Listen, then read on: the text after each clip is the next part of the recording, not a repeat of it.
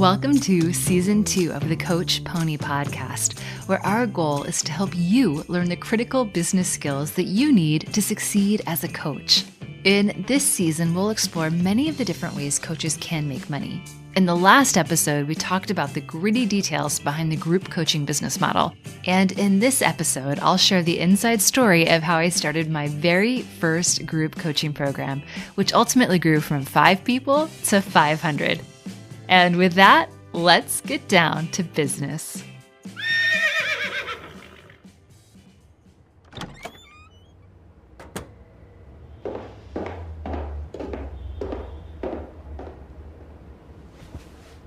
So for those of you who are new to this podcast or Coach Pony, you may or may not know that I also own and operate a career coaching business called The Revolutionary Club.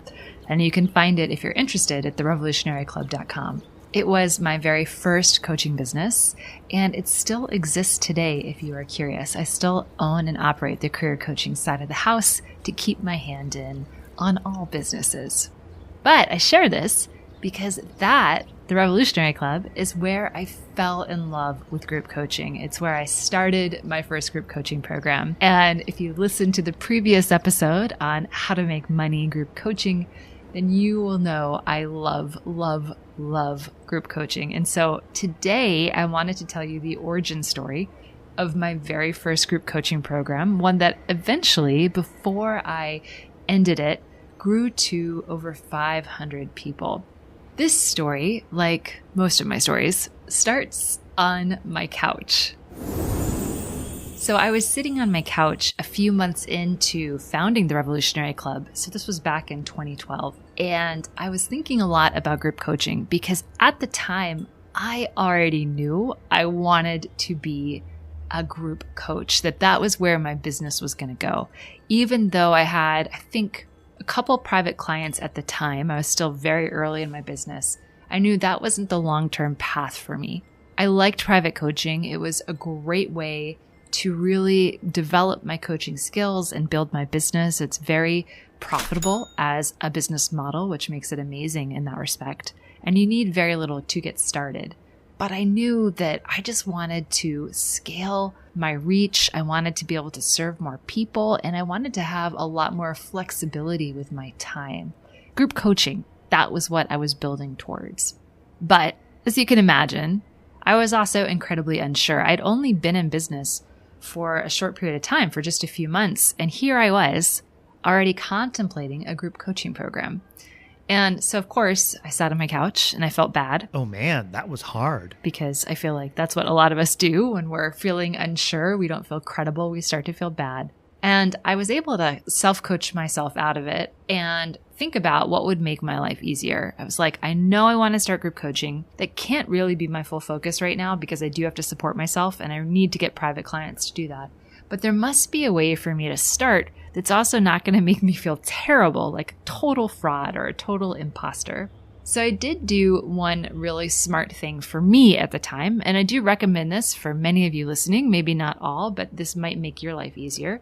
I decided that my very first group coaching class was going to be free. And I know that might seem crazy. I was going to do all of this work for free. What? But I thought, hey, Christy, you've never done a group coaching program before. I had a lot of background in training and facilitation and curriculum design, so that was not hard for me, but I'd never really run a group coaching program before. And, I wasn't sure what it was going to be like. So I thought if I made it free, that would take so much of the pressure off, and it would actually help me maybe get off the couch and do this thing. So that decision gave me grace and gave me permission and gave me freedom to actually try it, which was amazing. So I screwed up my courage, and this actually took me a couple of days. So if you are feeling a little stuck and putting yourself out there, you are not alone. I screwed up my courage and I emailed women in my network because the Revolutionary Club was all about helping smart women find their passion. And I decided my group coaching program was going to be exactly like my private program in terms of our goal and our results, but it was just going to be administered to a group. So I emailed my network of smart professional women who I felt like might feel a little stuck or might want some coaching in their careers to think about their next step moving forward. And I said, hey, listen, I'm starting this brand new coaching program.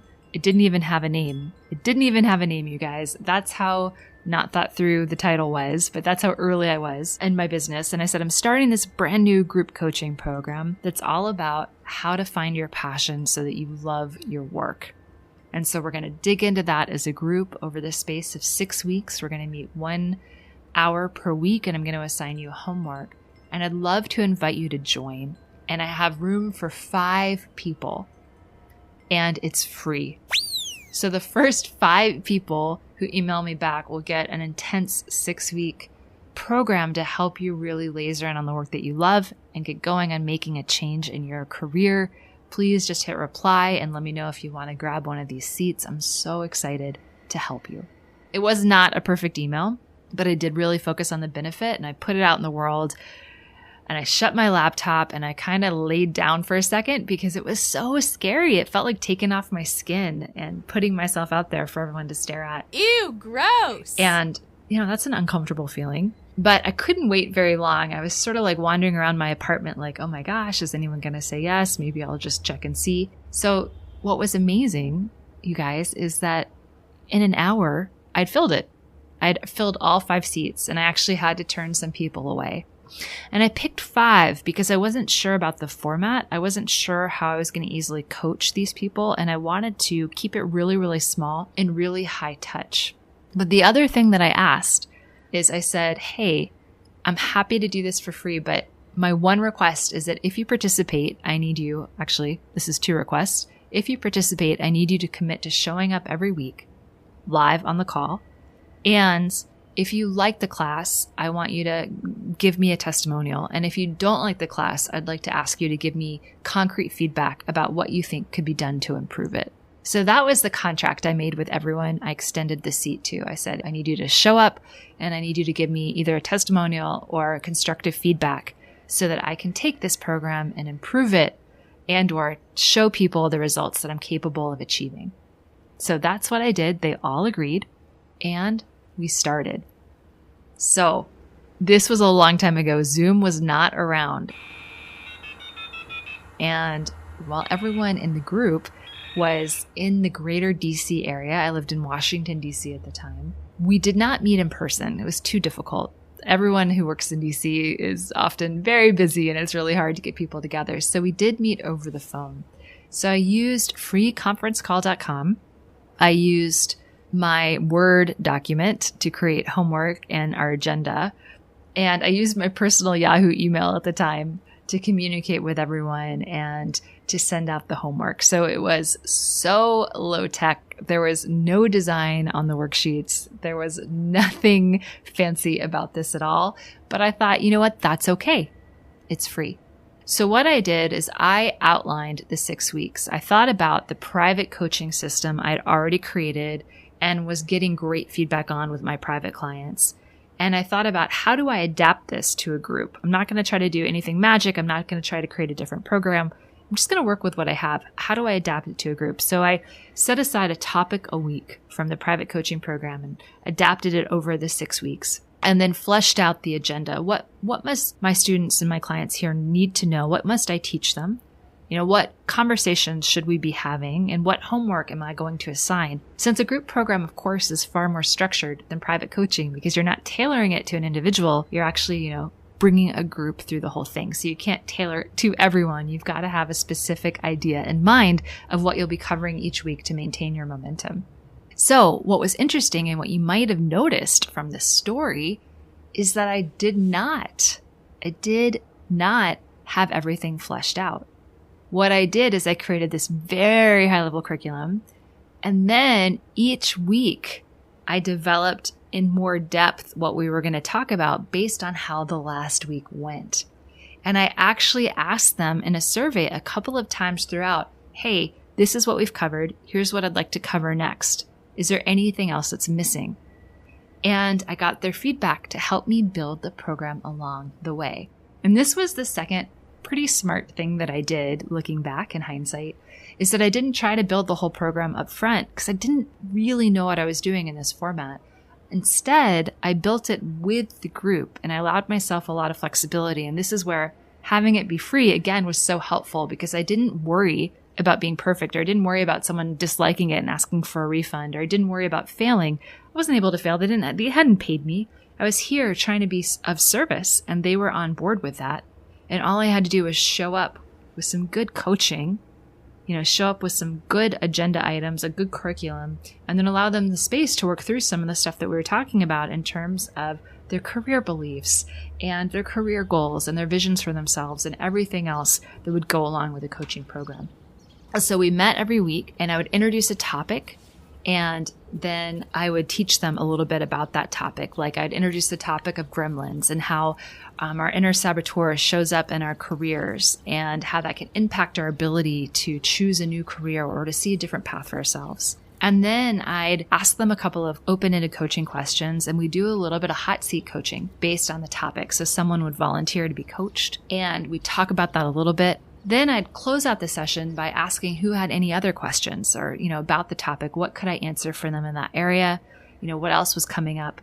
And then I'd assign homework. And the homework was always a worksheet that I usually created a little bit before the session and then quickly edited based on what happened in the session. And then I'd send it out. So I'd introduce the idea like, hey, I'm going to send you a worksheet about your gremlins. I want you to think about X, Y, and Z. And then ideally, send me the worksheet before the next session. I don't normally have clients send homework like that because as your group program scales, there's no way you can review it all. But for this, I wanted to see how they were doing. And so every week we showed up and we had these great talks. Every week I got a little bit of feedback on what was working and what wasn't. So I was able to make adjustments along the way to make the program as good as possible. And then every week I created homework.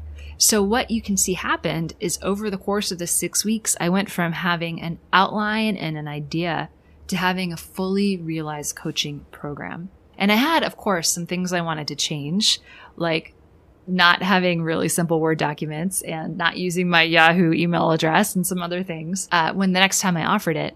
But I had really been able to motivate myself by not putting any pressure on.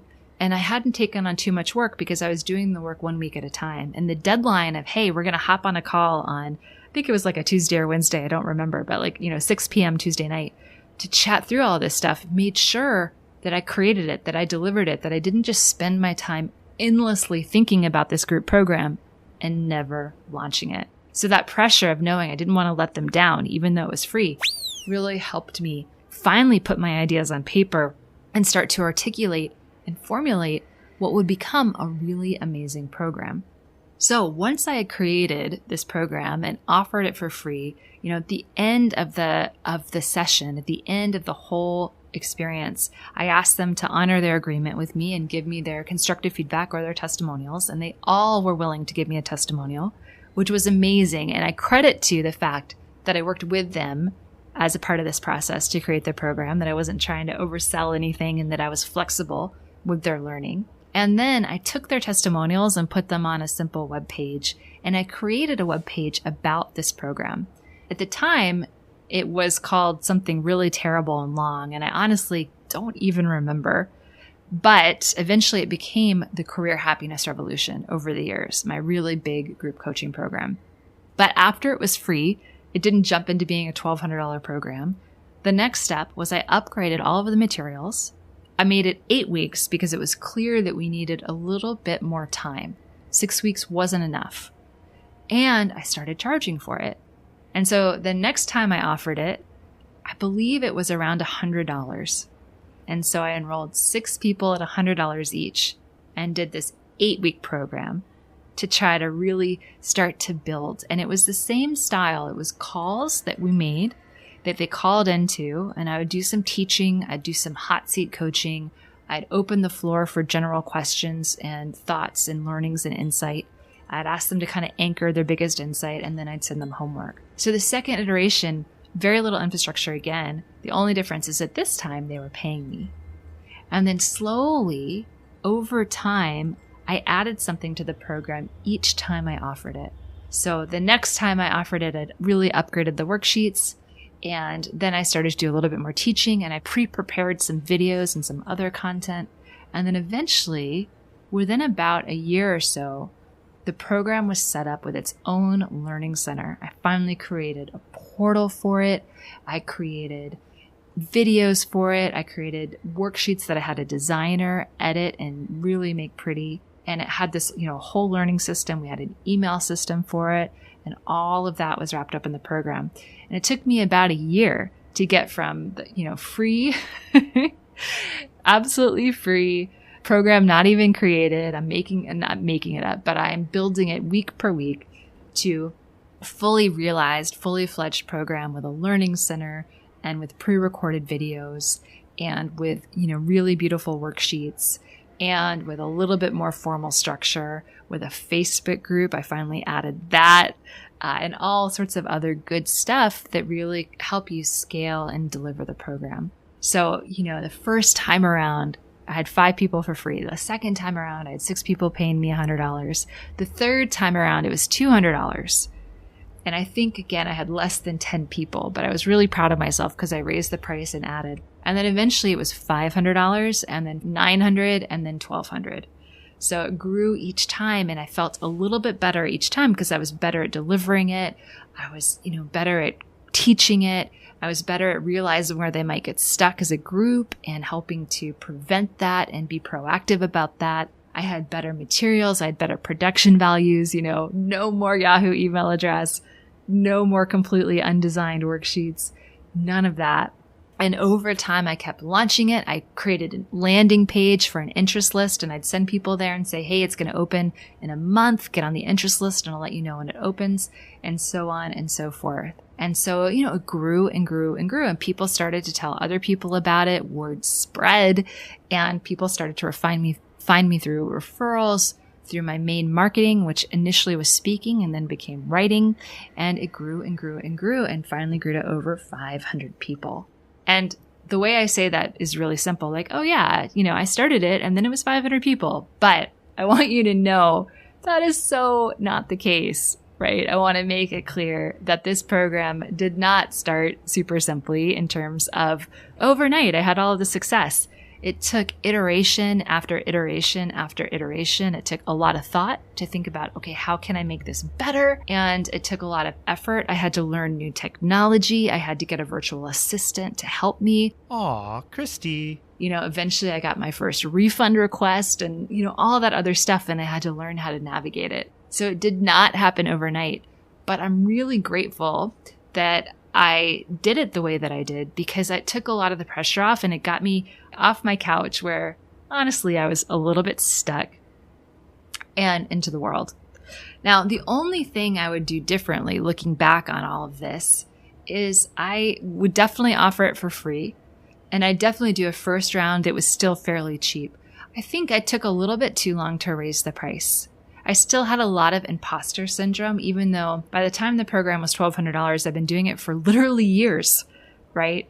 I feel like I should have raised the price a little bit earlier to reflect the value and the level of effort I was putting into developing it. The program came with weekly coaching. It came with weekly masterminds. It came with all sorts of additional bells and whistles that I thought would really help people. And they did, but it took me a long time to feel comfortable in saying the price. And I wish, looking back, I hadn't held back quite so much on that I had trusted myself in my ability to deliver results because I was getting great testimonials.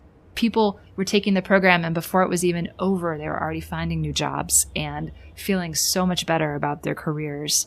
And that kind of progress was huge. It's really fast. And so those results informed me that what I was doing was legitimate. It was valuable. And I wish I had trusted myself a little bit more and raise the price a little bit faster. So that's definitely one of the mistakes I made. If going back, I would change that up a little bit. But I also want to say it was ugly. The first videos I did for the program were not good in terms of the way they looked. The content was good, but the production was terrible. The first worksheets were awful. It took a while before I got a legitimately pretty worksheet happening. Some of the content initially wasn't great because it took me a second or two to really think through it and also to be proactive about explaining areas where they would get stuck, especially once I stopped delivering it live every week. So for a while, I was delivering it live every week. People would show up on the call and they'd get to ask questions as I was teaching, which is super helpful and helps you if you're going to go and switch to a program that has a pre-recorded content.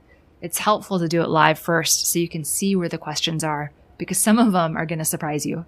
But it took me a while to get really good at all of that stuff. And so I also want to remind you that we all start in a place that's pretty much not attractive, right? I would be completely embarrassed if I looked at the first worksheets today or the first videos for that program. I'd probably have to lie on my fainting couch for a second because I'd be so embarrassed by how they looked.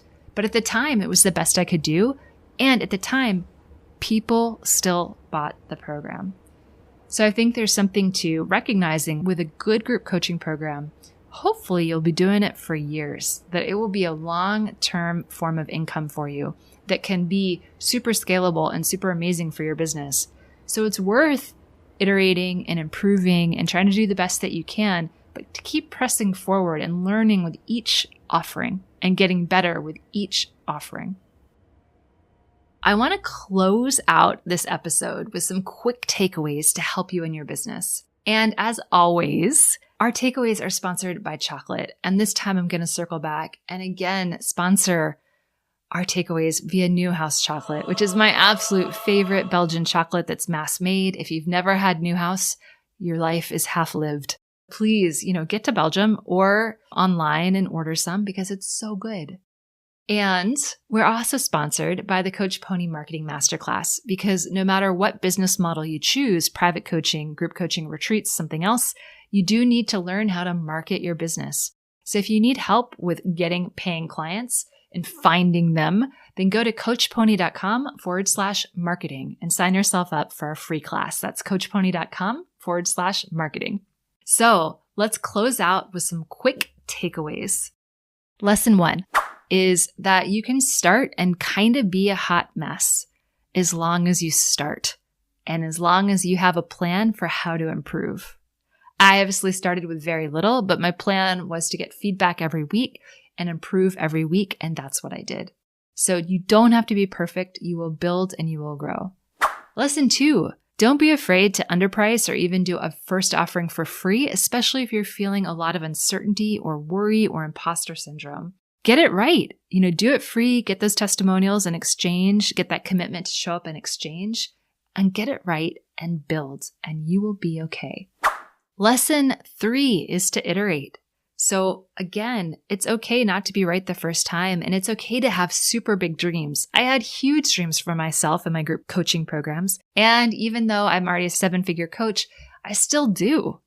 But I always start small and iterate a little bit so I don't waste a lot of time, energy, or money building something that's not right. Price it a little bit low, experiment with it for a little bit, give myself that freedom, and then I can grow it and perfect it along the way. And lesson 4, start. Just start. You're never going to feel 100% ready. You're never going to feel 100% confident. That's okay. You will build confidence as you see results. So wherever it makes sense for you to start, whether that's doing what I did and starting with a free program or starting with something small and inexpensive, that's fine. Just start, learn, build, and grow.